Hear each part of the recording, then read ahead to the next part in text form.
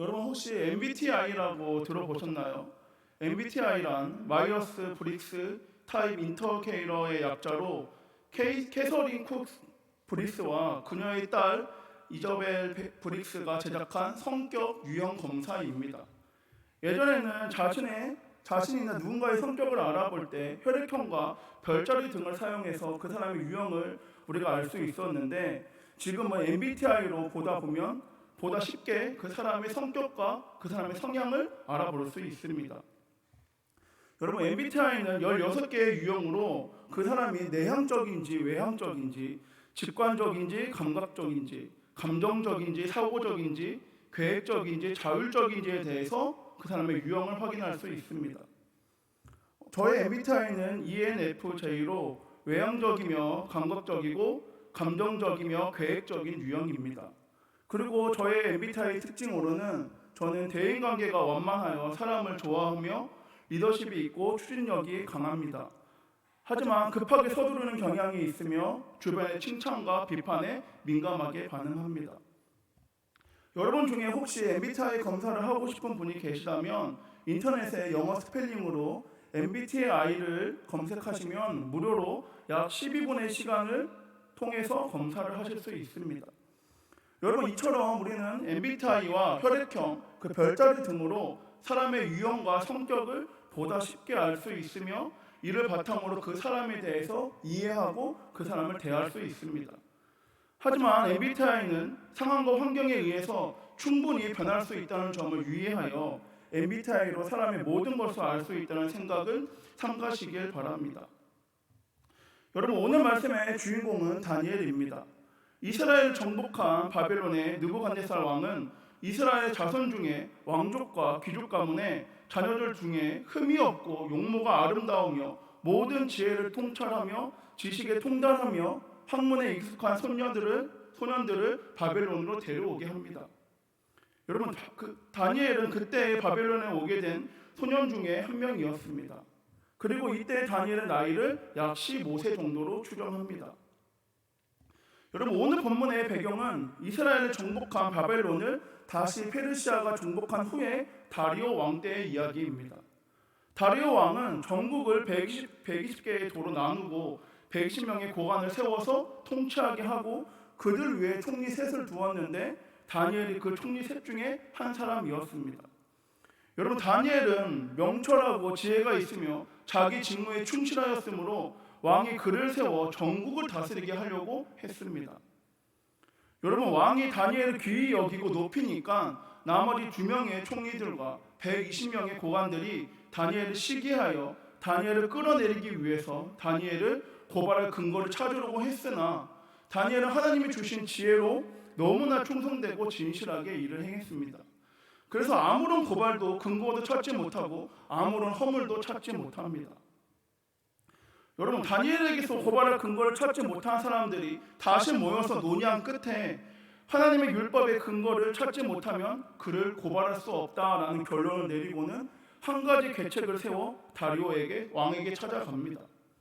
그리고 왕에게 이제부터 30일 동안에 누구든지 왕 외에 어떤 신이나 사람에게 무엇을 구하면 사자굴에 던져 넣는 법을 만드시다라고 요청합니다.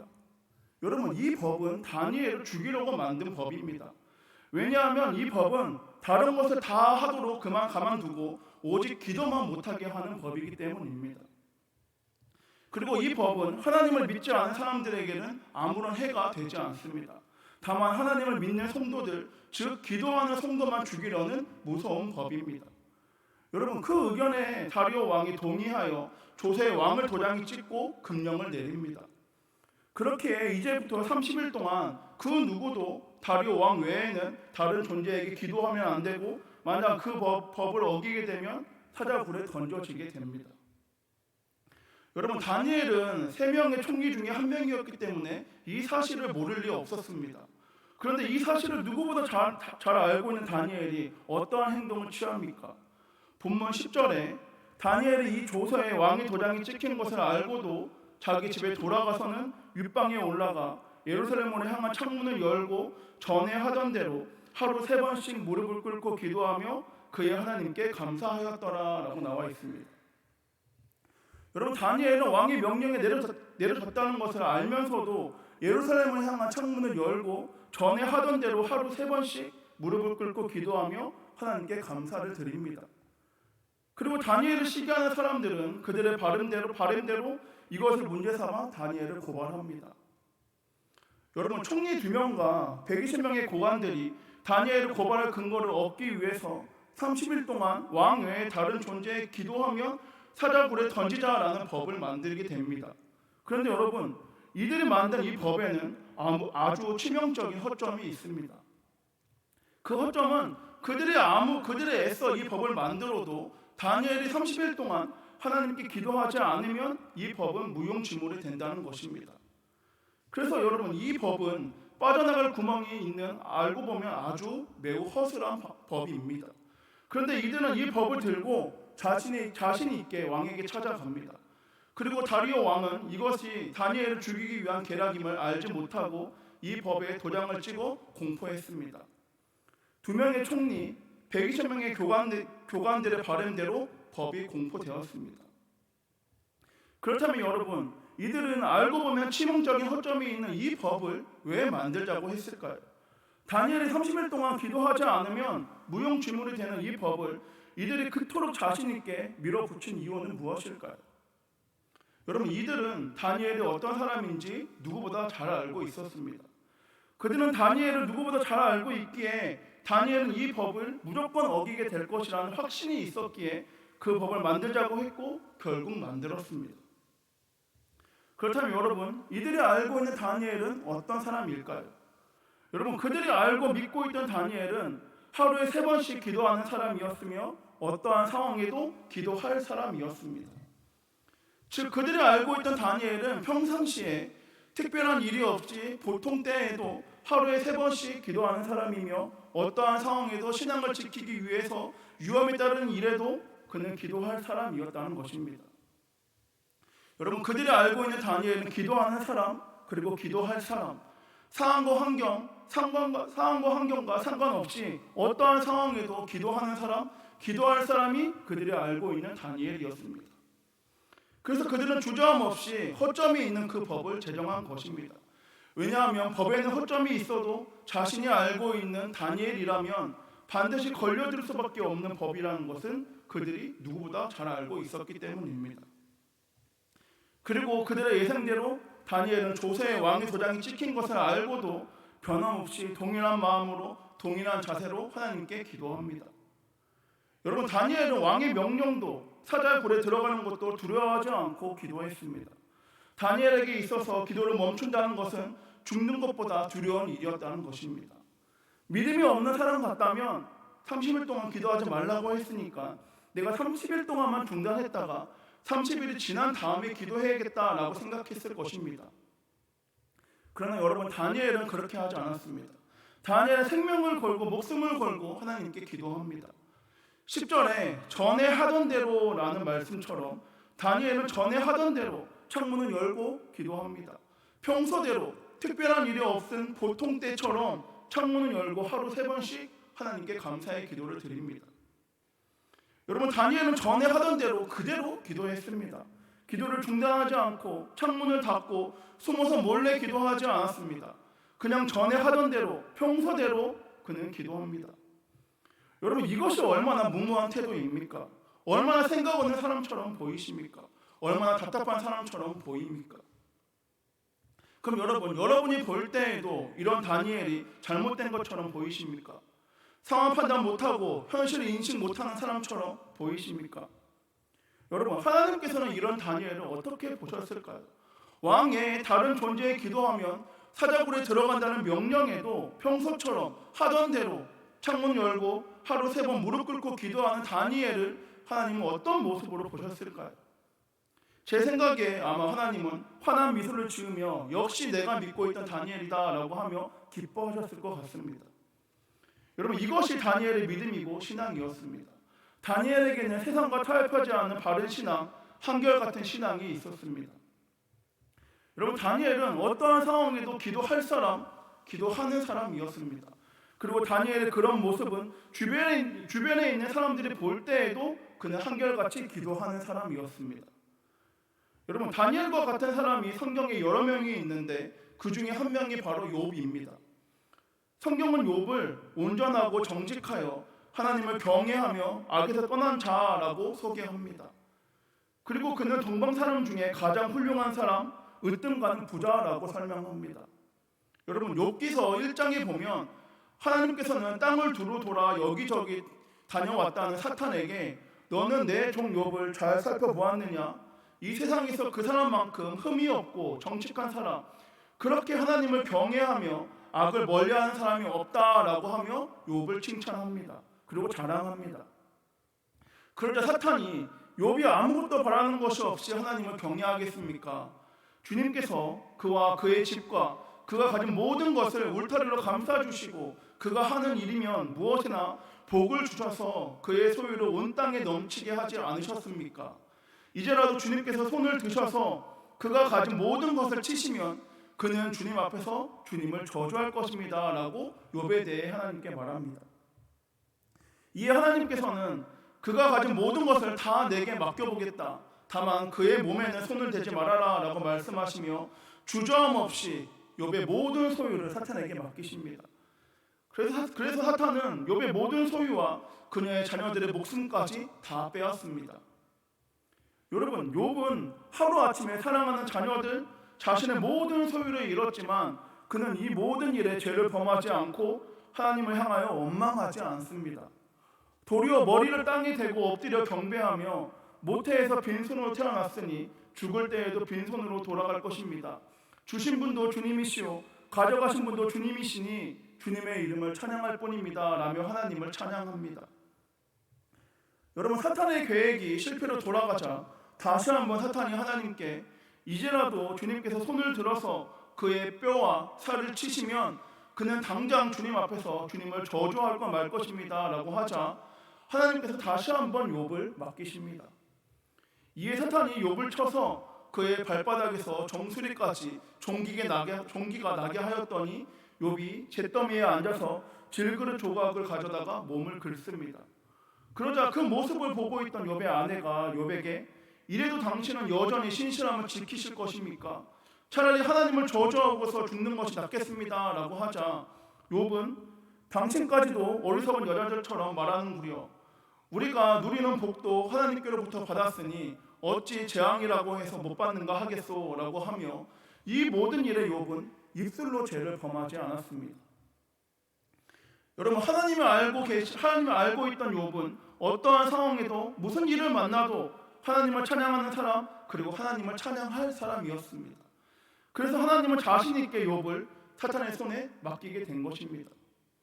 하나님은 욥이 사탄의 손에 맡겨지더라도 하나님을 찬양하는 사람이기에 사탄의 손에 맡겨져서 모든 것을 다 잃고 생각지도 못한 재앙을 받더라도 하나님을 찬양할 것을 하나님은 믿고 있었습니다.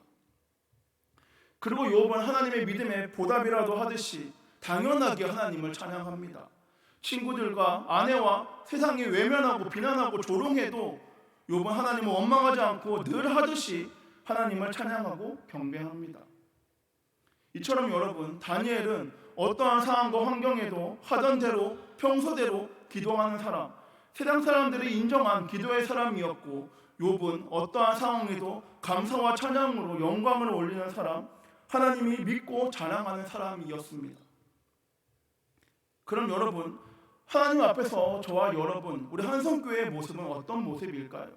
또한 세상이 바라보고 있는 저와 여러분, 우리 한성교회의 모습은 어떤 모습일까요?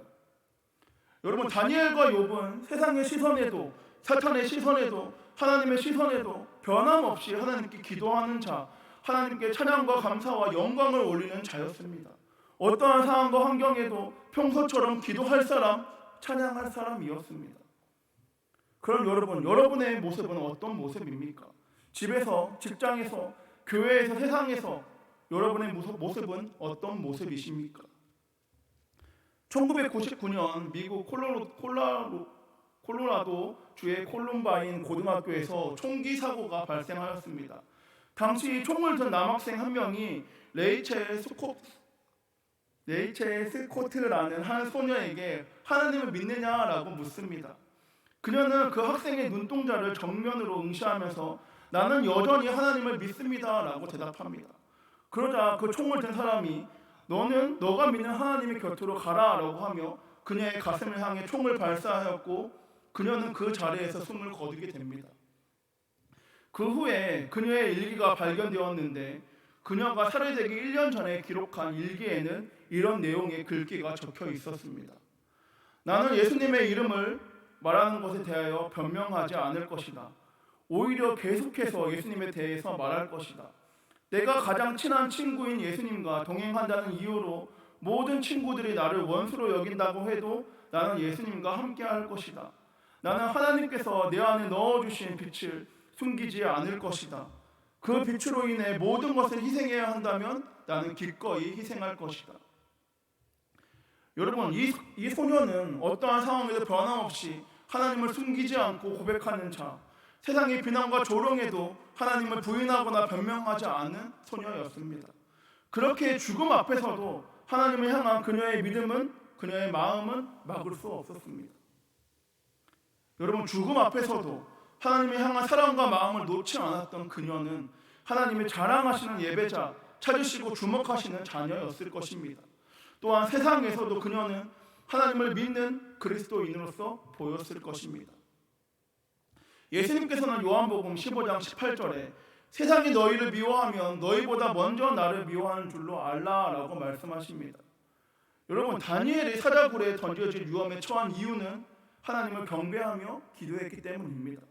욥이 사랑하는 자녀들과 자신의 소유를 다 잃게 된 이유는 하나님을 찬양했기 때문입니다.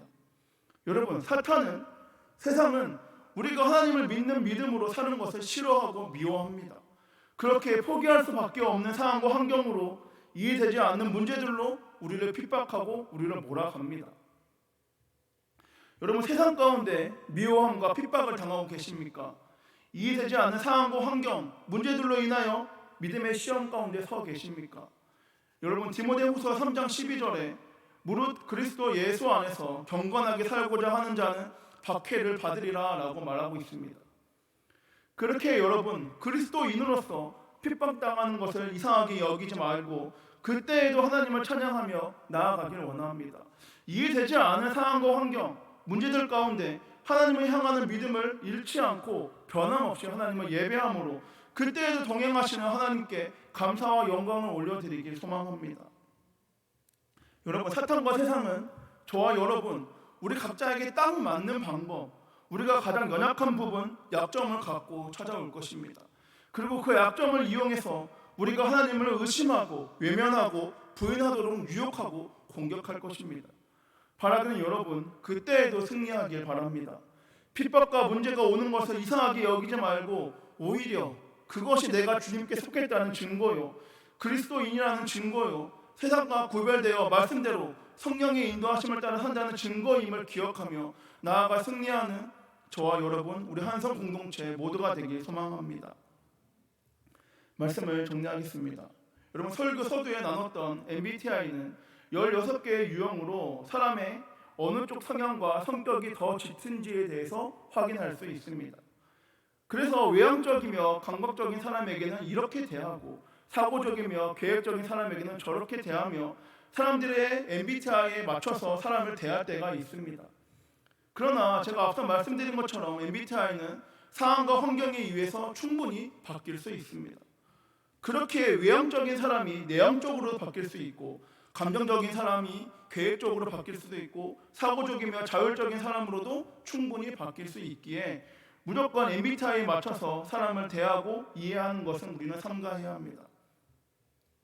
그러나 여러분, 우리에게는 바뀌지 않아야 하는 것이 있습니다. 상황과 환경이 바뀌어도 변하지 않아야 하는 것이 있습니다.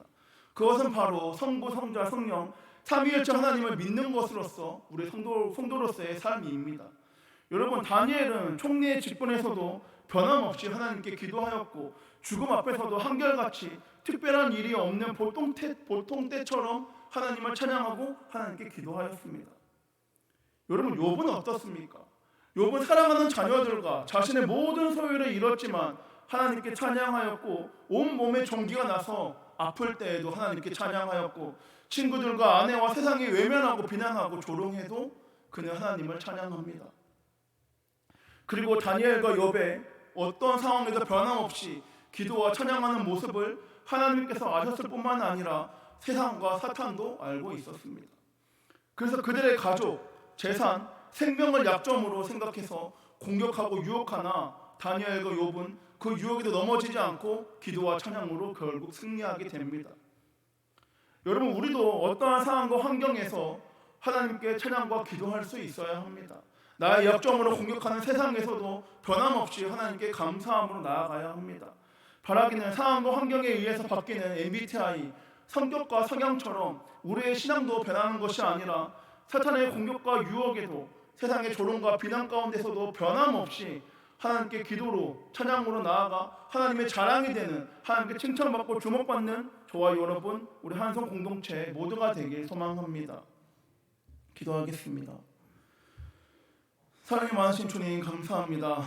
상황과 환경이 변해도 변하지 않는 것은 우리가 주님을 찬양하며 주님께 기도하며 주님을 믿는 것입니다. 주님, 내 상황이 어떠할지라도 늘 항상 주님 앞에 나와 무릎으로 기도하며 주님께 찬양으로 감사와 영광을 올려드릴 수 있는 우리 한성 공동체 모두가 될 수 있도록 주여 역사하여 주시옵소서. 우리 환성교회가 주님의 자랑하는 교회, 주님이 주목하고 주님을 찾는 교회 되어 주님의 말씀 붙잡고 이 지역을 바뀌는 교회로 나아가기 원하오니 주여 함께하여 주시옵고, 우리로 말미암아 문 영혼들이 주님께로 돌아올 수 있는 축복의 통로로 삼아 주셔서 우리가 주님 안에서 승리함으로 나아가 기쁨으로 모든 사람들에게 참된 복음을 전하는 우리 교회가 될 수 있도록 주여 역사하여 주시옵소서. 이번에 말씀 살아계신 예수님의 이름으로 기도드립니다.